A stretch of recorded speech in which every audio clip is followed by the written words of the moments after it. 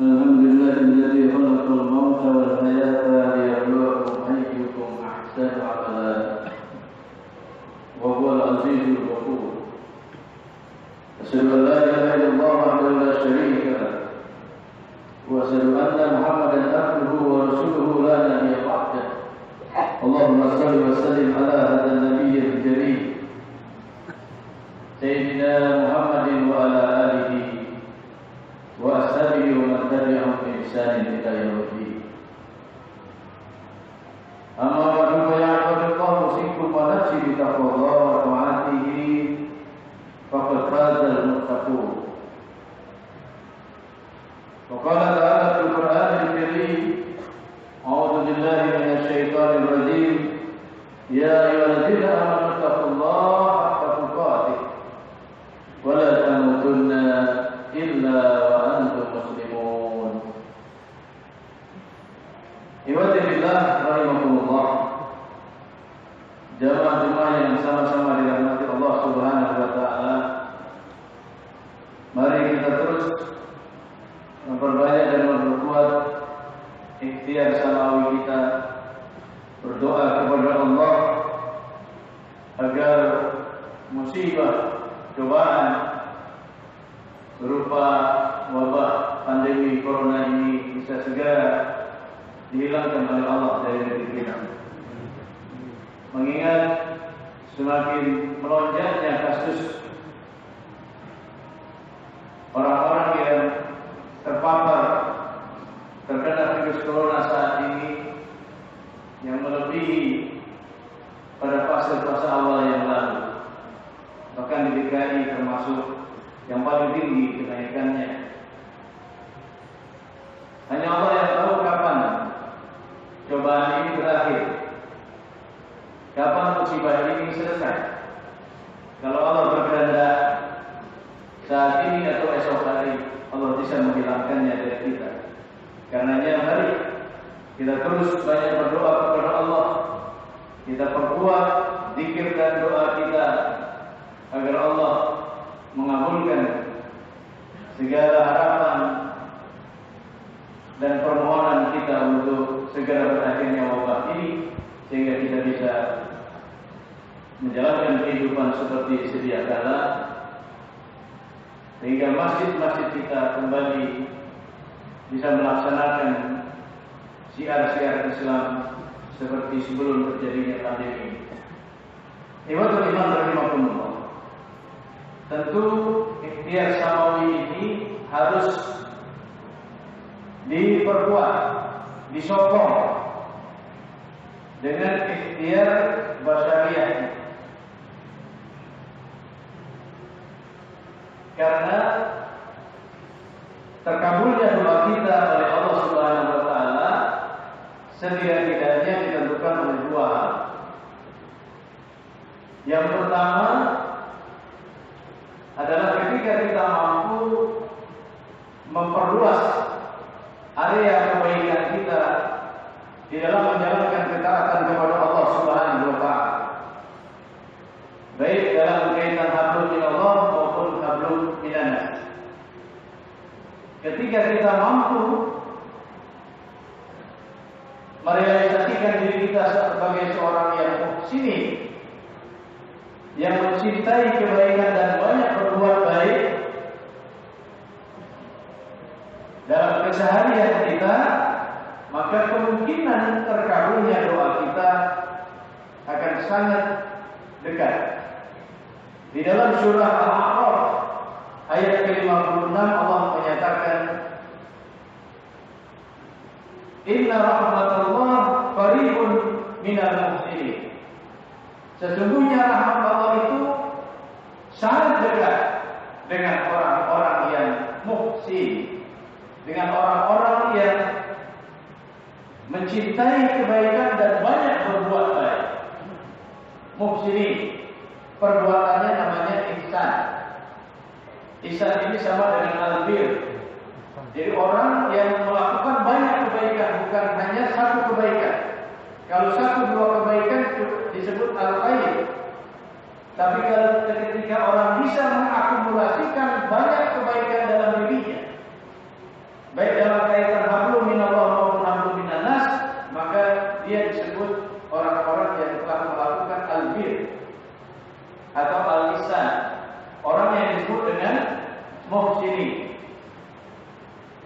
Iman rahimahullah. Yang kedua, dalam saat yang bersamaan kita juga harus mengupayakan untuk menjauhkan diri dari perbuatan-perbuatan yang dibenci oleh Allah, yang dimurkai oleh Allah.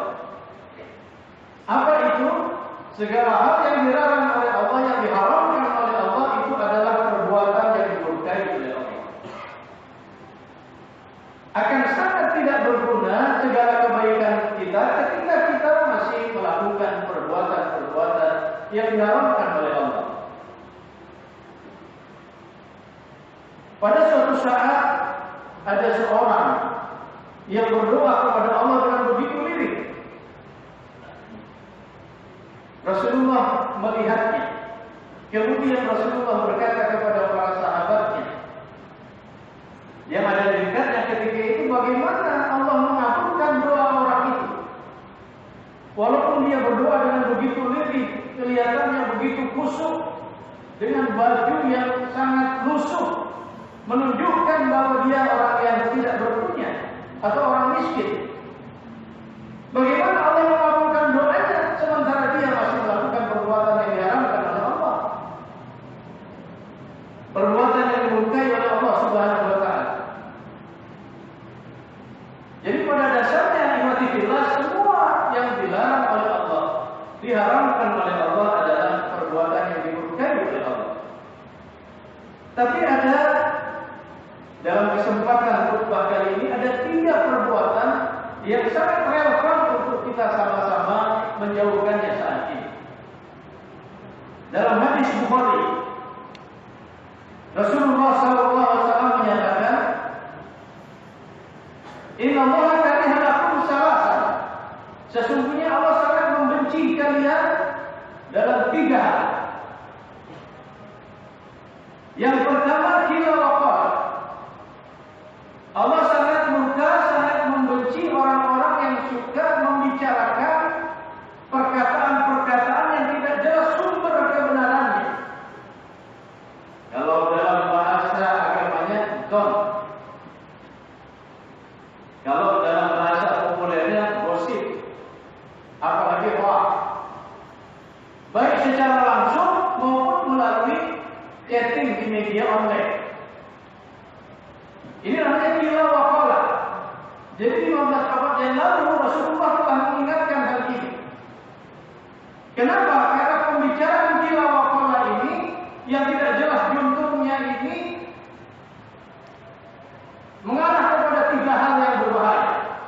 Yang pertama, yang paling ringan adalah bahwa apa yang diomongkan dan dibicarakan itu tidak akan ada manfaatnya sama sekali di akhirat nanti, untuk menyelamatkan kita dari azab Allah Subhanahu wa taala. Kemudian yang kedua, pembicaraan ini bisa mengarah kepada ghibah, membicarakan kejelekan orang lain, baik dalam konteks personal maupun dalam konteks kolektif. Dan yang lebih parah lagi adalah fitnah. Pembicaraan yang qila ini cenderung nanti mengarah kepada fitnah. Ini yang disebut dengan hoax dalam bahasa populer saat ini. Nah, ini 2 hal yang disebutkan tadi, ghibah dan fitnah, ini adalah dosa besar. Tidak boleh dilakukan oleh orang-orang yang beriman. Nah, oleh karenanya ikhwati fillah rahimahumullah, sudah waktunya kita menyeleksi apa yang kita omongkan, apa yang kita bicarakan, apa yang kita dengar, apa yang kita respon. Jangan sampai kita terjerumus kepada qila wa qala. Berkatalah yang benar, yang baik. Kalau nggak punya omongan yang baik dan benar, sebaiknya diam. Falyaqul khairan aw liyasmut. Karakter orang yang beriman itu kalau ngomongnya benar. Kalau ngomongnya baik. Kalau tidak ada omongan yang baik, yang jujur, yang benar, maka dia akan diam. Itulah orang-orang yang beriman. Dan insya Allah semuanya kita termasuk dimasukkan oleh Allah, digolongkan oleh Allah ke dalam orang-orang yang memiliki karakter seperti ini. Kemudian yang kedua, yang dimurkai oleh Allah adalah idaatul mal,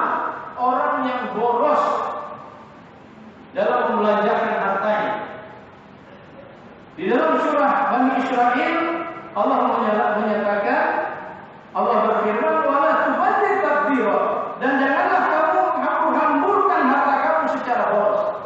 Innal mubadzirina kanu ikhwana syayatin. Sesungguhnya orang pemboros itu adalah saudaranya setan. Wa kana syaitanu lirabbihi kafura, dan setan itu adalah orang yang paling ingkar terhadap Tuhannya. Nah, ini juga menjadi seleksi buat kita saat ini. Betapa banyak di antara kita yang diberikan kelebihan harta saat ini lebih banyak menghambur-hamburkan harta kita untuk foya-foya, untuk memperturutkan syahwat kita, mempertontonkan kekayaan kita dengan baju-baju yang mewah, dengan rumah yang luar biasa indahnya, dengan kendaraan-kendaraan yang prestis, menunjukkan gengsi kita bahwa kita ini orang yang punya banyak duit. Ikhwatul iman rahimahumullah. Kalau tujuannya taharus bil nikmat, dibolehkan. Tidak terlarang kita kalau diberikan kelebihan harta oleh Allah, kemudian kita tunjukkan dengan rasa syukur kita dengan membeli pakaian yang bagus, membuat rumah yang layak, yang baik, memiliki kendaraan yang bagus, silakan. Tapi tidak boleh berlebih-lebihan. Utsman bin Affan adalah di antara sahabat yang melakukan hal ini, karena memang dia orang himrat, orang yang kaya dari awalnya. Kalau pakai pakaiannya bagus, rumahnya juga luas, kendaraannya juga bagus saat ini. Tapi Utsman bin Affan infak dan sedekahnya lebih besar daripada uang yang dibelanjakan untuk dirinya, untuk pakaiannya, untuk rumahnya, dan untuk kendaraannya. Nah, oleh karena supaya kita tidak boros dalam membelanjakan harta, maka jalan satu-satunya adalah kita harus menginfakkan, mensedekahkan harta kita di jalan Allah.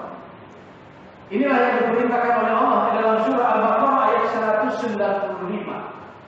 Wa anfiqu fi sabilillah wa la tulqu bi aydikum ila tahlukah wa ahsinu inna Allaha yuhibbul muhsinin. Dan belanjakanlah harta kamu di jalan Allah. Banyaklah kalian berinfak, bersedekah kalau diberikan kelebihan harta oleh Allah.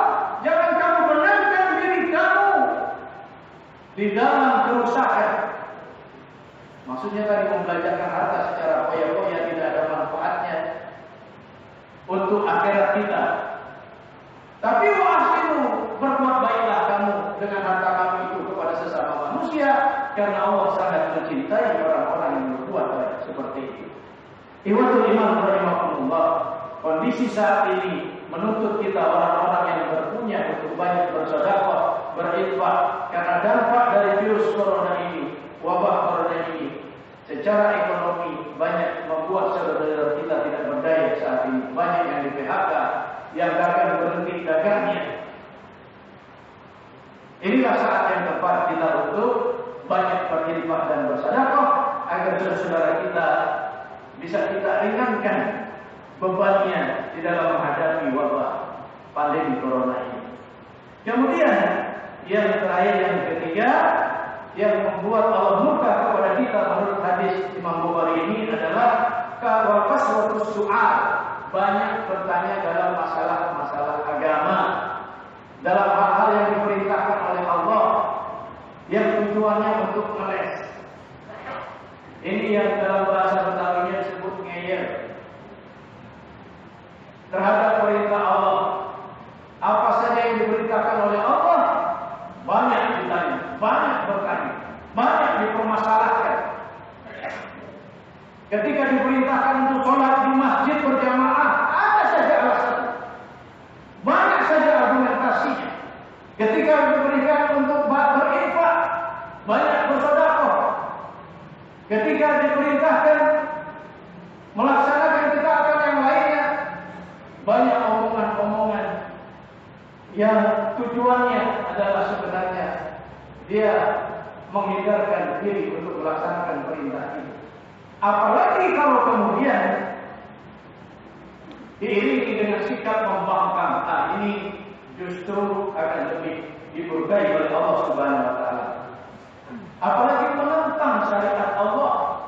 Oleh karenanya mari kita hentikan dalam konteks saat ini tuduhan-tuduhan orang-orang yang ingin menjalankan syariat Allah itu sebagai radikal, teroris dan lain sebagainya.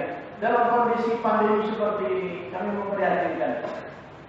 Tiba-tiba Menteri Agama memberikan komentar-komentar terhadap orang-orang yang dianggap teroris dalam dialognya, dalam seminar webnya yang dilakukan selama ini, yang mencirikan orang-orang yang terlibat dalam teroris itu ciri-cirinya adalah orang yang hafal Quran, yang bajunya sangat rapi, lidahnya fasih berbahasa Arab dan seterusnya dan seterusnya. Saya kira kita perlu bersatu saat ini untuk menghadapi wabah ini dengan sungguh-sungguh. Tidak elok kita menyalahkan, menuduh orang lain untuk melakukan perbuatan yang buruk, padahal bisa jadi sesungguhnya mereka yang kita tuduh itu adalah orang-orang yang sangat taat kepada Allah, sangat taat kepada syariat Allah Subhanahu wa taala. Inilah 3 sikap yang perlu kita hindarkan, kita jauhkan, kita tinggalkan dalam kondisi saat ini, sehingga dengan itu, dengan ketaatan kita kepada Allah yang kafah, yang optimal, semoga saja doa kita segera dikabul oleh Allah untuk virus pandemi ini segera dihilangkan dari negeri kita. Amin. Ya Rabbal Alamin. Aqulu qouli hadza wastaghfiruhu innahu huwal ghafur.